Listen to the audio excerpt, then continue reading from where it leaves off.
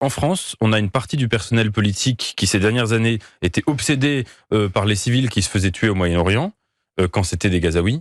Mais là, on les a pas spécialement entendus.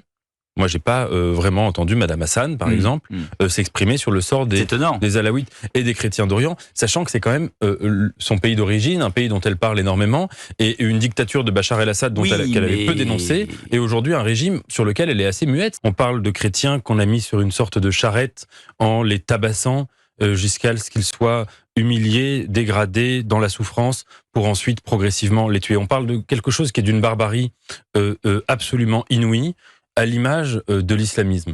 La question qui se posera, c'est de savoir si là, ce que le président syrien par intérim dit qu'il fait, il dit qu'il appelle au calme, qu'il appelle à la justice, qu'il appelle à l'arrêt de ces massacres. Est-ce que uniquement parce qu'il a mis une cravate, il a quitté sa logique islamiste ? Permettez-moi d'avoir quelques doutes à ce sujet.